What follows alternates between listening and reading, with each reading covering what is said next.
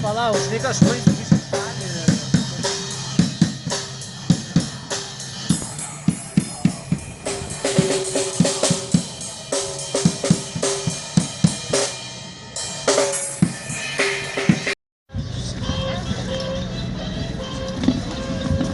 Tai sveiki visi susirinkę, prašau susirinkti arčiau, kad matytumėt mus gerai iš priekio. Sveikinu susirinkusiosius antikarinio judėjimo iniciatyvinės grupės vardu. Mes čia esame norėdami pareikšti nepasitenkinimą skubotai ir grubiai priimtu šauktinių kariuomenės sprendimu ir vykdymu ir taip pat išreikšti susirūpinimą dėl žodžio laisvės Lietuvoje. Iš karto pirmas dalykas, žinoma, dėl kurio visi nerimauja, tai Rusijos grėsmė. Mes norime labai aiškiai pasakyti, kad atsiribojame nuo bet kokių prorusiškų organizacijų, iniciatyvų ir idėjų ir taip pat nenorime, kad tokios būtų reiškiamos šiame proteste. Ir vis dėlto mūsų pirmas rūpestis yra vidaus situacija. Tai čia, manau, tiek iniciatyvinėje grupėje, tiek čia susirinko labai skirtingų ideologijų žmonės ir vis dėlto mus vienyje tai, kad mes norime pareikšti kritiką šauktinių įstatymo priėmimo būdui ir vykdymui ir, kaip minėjau, pakalbėti apie žodžio laisvės problemas. Pagrindinis klausimas, kurį mes keliam, tai kaip saugant demokratiją, kuri mus visiems brangi, patiems jos nesunaikinti, patiems pasirūpinti, kad vertybės demokratinės laisvės ir teisės, dėl kurių buvo ilgai kovota, būtų išlaikytos ir užtikrintos net neramiu metu. Taip pat pabrėžiame, kad mes nesitikime šauktinių kariuomenės panaikinimo. Sprendimas, kuris primtas, jau primtas, bet norėtume kalbėti tada apie demokratiškesnius šio sprendimo taikymo būdus. Tai yra kelti socialinės tarnybos alternatyvos ir aiškios galimybės atsisakyti kovoti ginklu dėl įsitikinimų. Kodėl? O tai ką mes vaikam pasakosim, jei nekovosim? Lietuva! Lietuva! Skyrė nepasakoja! Šitas Gedimino prospektas turi būti paminklais nusėtas. Tiem, kurie mirė už Lietuvos laisvę. Mūsų didysis kunigas. Iniciatyvinė grupė tiki, kad Už Lietuvą. saugumas Aš pats tarnavau. pasiekiamas ne tik ginklu. Saugumas taip pat pasiekiamas per rūpestį vieni kitais, per solidarumą, per bendruomeniškumą, per pagarbą ir pasitikėjimą. Prievarta tarnauti supriešina visuomenę, kaip mes matome, skaldo ją, skatina prasivardžiavimą ir nepagarbą vieni Visus, kitiems. kurie nemyli tėvynės, reikia ištrimti ir įteisinti mylėjimą tėvynės. Svarbus klausimas, ar norės mus ginti prievartaujami tai daryti ir ar mes tikrai jausime saugesni, jeigu šauktiniai, kurie neturės jokio kito pasirinkimo, bus priversti eiti, nepaisant bet kokių jų norų ir įsitikinimų, ar mes tikrai jausime saugesni, jei šie šauktiniai mūsų ateityje gins.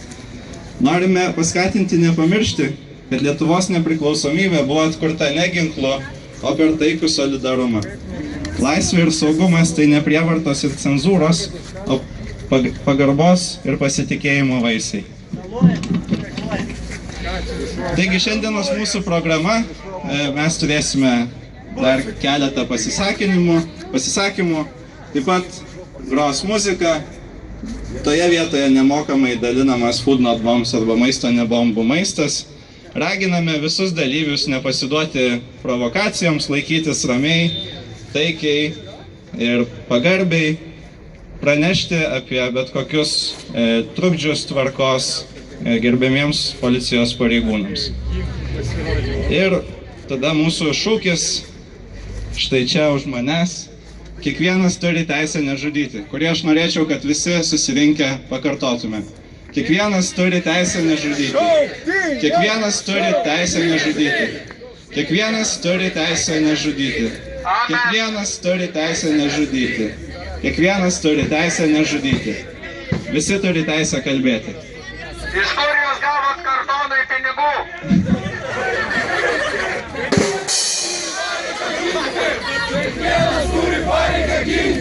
Perduodu žodį tolimesniai vedėjai kalbėtojai. Sveiki, labai malonu, kad susirinko tiek daug žmonių. Kai kurie iš jų susirinkusiųjų iš tikrųjų nėra labai drąsūs, nes nieko nerizikuoja čia ateidami. Jie viso labo bando ginti, nežinau, tai, ko nereikia apginti, kas jau yra įtvirtinta ir primesta.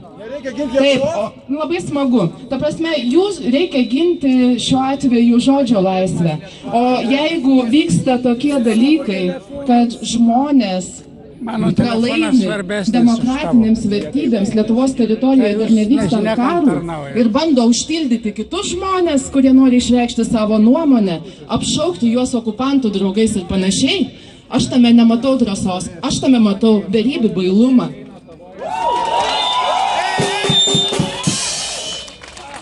Taip, o dabar norėčiau pakviesti kalbėti žmogaus teisų aktyvistą, Tolerantiško jaunimo asociacijos valdybos narį Artūrą Rudomanskį. Prašau. Ačiū, sveiki, visi čia susirinkę ir tie, kas už šauktinius ir tie, kas prieš šauktinius. Aš atėjau čia, nes noriu pasakyti, kad I am for Russia without Putin. Atėjau čia, kad pasakyčiau Lietuvos valdžiai, nelabai rūpi šalies piliečių ir taip pat jų pačių laisvė šalyje demokratiškai kuriama visuomenė. Atėjau čia pasakyti, nes nusibodo, kad realų gynybos stiprinimą užgožia militaristinė isterija. Mano žinutė visiems pakliuvusiems į militaristinės isterijos gniaužtus išsilaisvinti. Mano palinkėjimas siekti būti laisvesniais ir lygiateisiškesniais. Reikalaukime, kad šalies gynybos reforma būtų panaši į reformą, o ne atkartotų 2/3 visuomenės neoliberalistinė filosofija, pagal kurią, kad 2/3 visuomenės būtų laimingi, reikia, kad 1/3 būtų atstumtųjų. Tada man sako, kad aš esu virtuvės ekspertas, politologas, kad nieko neišmanau, juk tokį sprendimą priėmė Valstybės gynybos taryba. O ne, Bet ta pati valstybės gynybos taryba, jos kai kurie dalyviai pasakė tokį dalyką, kad žmogaus teisių klausimai nėra Lietuvos aktualiųjų darbų sąraše. Arba apie tai, kad kai kurias visuomenės grupės net nenori turėti nuomonės. Negana, tada man teškia, kad esame bailiai, verkšlename. Atsakau, stovėjau su maža grupelė drąsių žmonių ir vaivorykštės vėliava prieš neonacijų eitynės. Buvau studijų metu sumuštas neonacijų ir nepaisant to, galiu pasakyti, kad neonacijai yra Lietuvos išdavikai.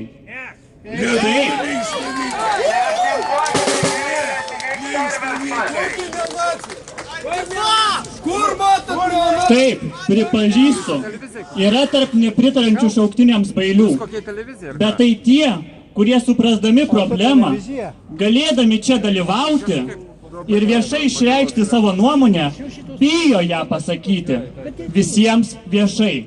Tai tokie žmonės tikrai yra bailiai. Man sako, kad šauktiniai išgelbės tautą ir jie pigiau nei profesionalai. Tačiau kur motyvacija? Tada aš klausiu, kur gynyba be motyvacijos? Ironiška, bet tautą apmokyti mes visą galime ir ietimis galime ją visą apdalinti, kad jau taip bus ir pigiau, ir daugiau nei profesionalų, ir netgi šauktinių, jeigu profesionalumą mes vertinsime ir motyvaciją kaip neesminius dalykus kariuomenėje. Tokių pavyzdžių galime pasiekti ir kitose srityse. Turėsime daugiau chirurgų. Ačiū, Fiokla, menininkė, žmogaus teisių aktyvistė. Praeik tavo nuomonę.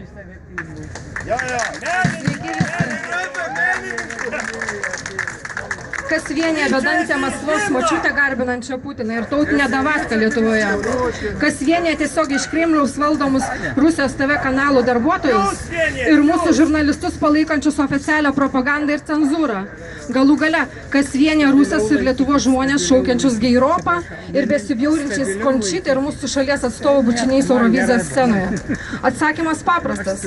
Visus tos įvairiaus plauko žmogėnus vienyje racionalus ir giliai įsišaknijęs paklusnumas ir baugus kelia klupščiavimas prieš valdžią, jos fenomenas. Tokiems žmonėms nėra didesnės nuodėmės, kaip nepasitenkinimo valdžios hierarchijos demonstravimas, jos sprendimų kvestionavimas.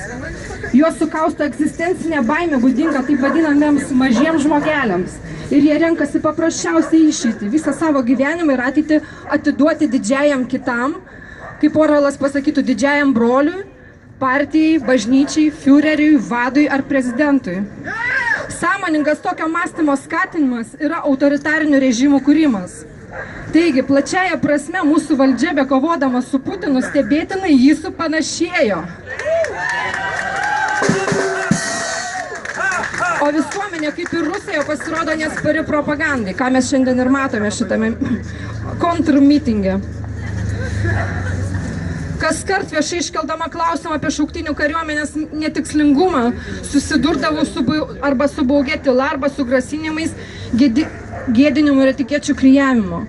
Turiu daug draugų aktyvistų Rusijoje, kurie persekiojami režimo, nes pasisako už vakarų vertybės, LGBT žmonių teisės, feminizmo idėjas. Jų labai mažai ir jie lygiai taip pat terrorizuojami didžiosios ir teisingosios nuomonės apologetų.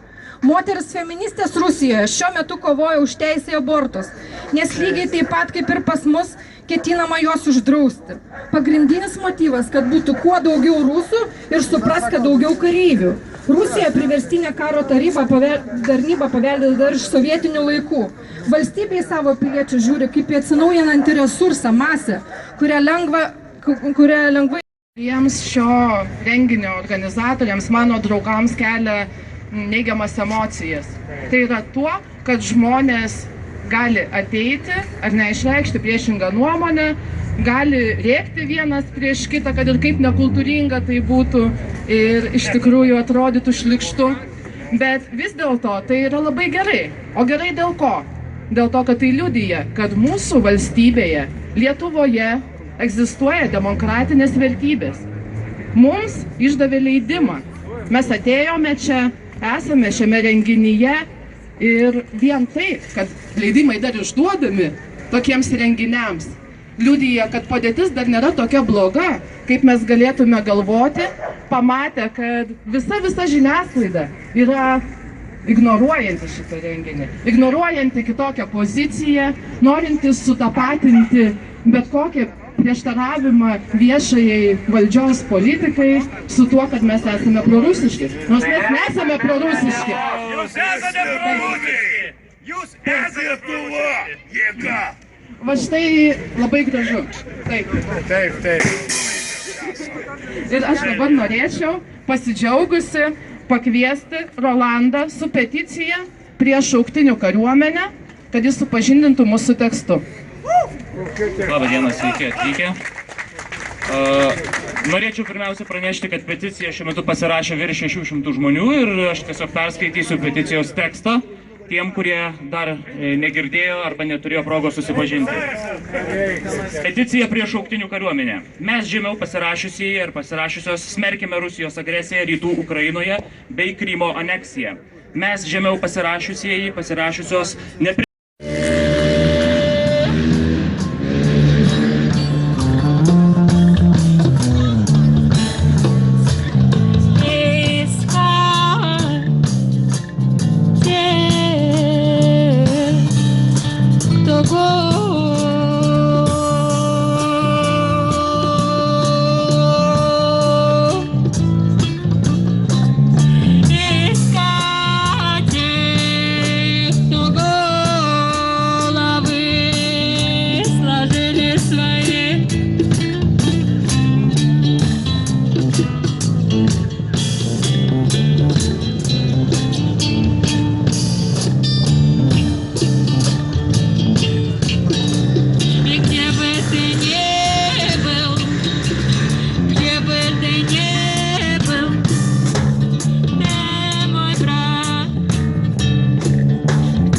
Ко мне